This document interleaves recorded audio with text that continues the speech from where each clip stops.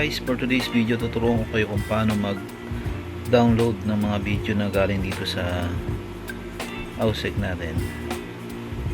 Gusto natin ilipat sa mga phone natin. So ito lang yung paraan para makuha natin yung mga video dito.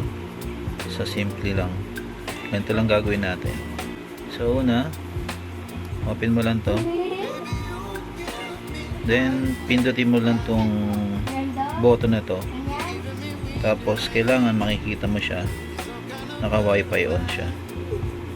So after natin ma wifi on yan, magwe-waiting lang sa wifi connection yan. So makikita nyo naman sa wifi connection nyo dyan sa mga phone nyo. So ganito lang. So habang inaantay natin tong connection nito, so ganito gawin lang natin. So dapat guys meron ka na i-download na itong apps na to. Nada-download lang to sa Play Store, itong iSmart DB2. So recommended yan ni Ausec. Nakalagay naman yan sa manual ng Ausec eh. So anong gagawin natin is on mo lang yung wifi mo. Siyempre hanapin mo to. Yan, yung iSmart iSports camera na yan. So piliin natin yan.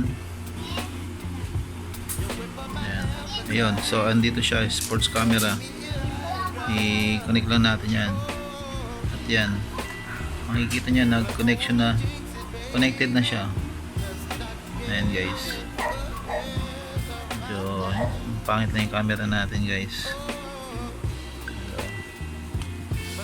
So, natin Wi-Fi connection ready. So dito na tayo sa unit natin. Then punta na tayo dun sa iSmart DB2. So yan lang yun guys. So connected na. So kailangan guys lagi naka-on yung ano nyo, yung location nyo. Dapat naka-on yan. Kasi para connected ka dito lagi. So after natin may i-connect na yan, pindutin mo lang siya dito. Maglo-loading yan. So ayan guys, pansinin nyo kung ano yung yan, parang CCTV nyo na yan guys.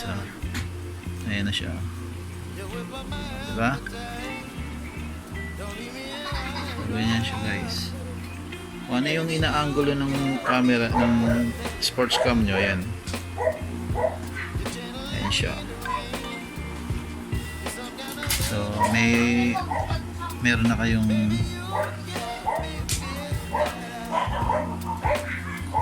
ang ingay na aso. So ayan, connected na kayo dito, diba guys? So para makuha yung video, malagay dito sa phone nyo. So ito lang yan guys, simple lang. Mag-processing yan. Yan, processing. Tapos yan, makita nyo yung photo and video. So video tayo eh. So gumawa tayo ng panibagong content natin. So isasalin ko lang to. So ganun lang, long press. Tapos select select mo lang lahat. Ito.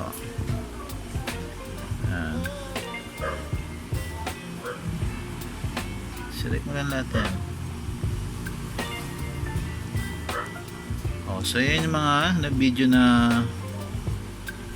gusto natin mapunta sa ating mga sa ating phone. So next na gagawin nyo is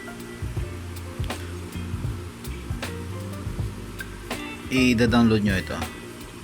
So pwede pala siya dito guys para mabilisan. Ayun. So ito next natin, download lang, pindutin mo lang to. So ayan guys, medyo may katagalan lang siya eh, pero antay lang natin, matatapos din naman yan eh. Ayan, lahat ng video na gusto nating ilipat sa phone na to para hindi na kayo tatanggal pa ng mga memory card sa ating mga camera. So iba kasi ako, dalawa yung camera ko eh. So napaka-hassle kasi kung tatanggalin mo pa yung SD card nya.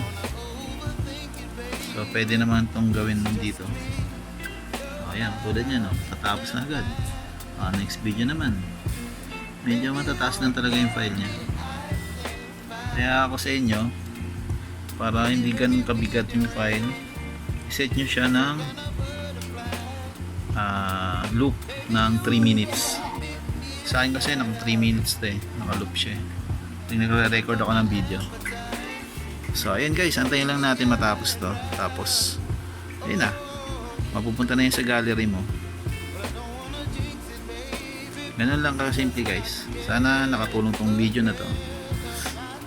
Okay, para maano natin to, ma-edit na natin ulit. So ayun guys, nag 100% na. So check natin kung nandun na sa file manager. So check natin sa videos. Ayun guys. So ayun guys, ito na yung na-download natin kanina. Ayan. So open natin. Ayan guys, linaw, di ba? So ayun guys, ganun lang kasimple kung paano magsali ng video dito sa ating phone galing sa ating action cam.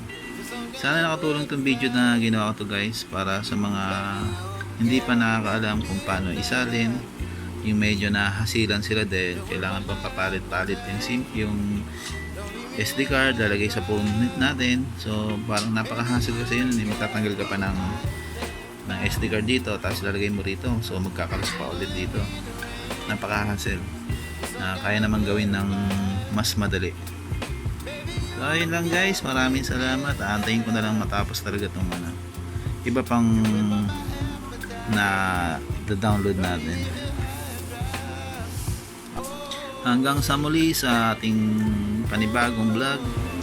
So ayun guys, maraming salamat.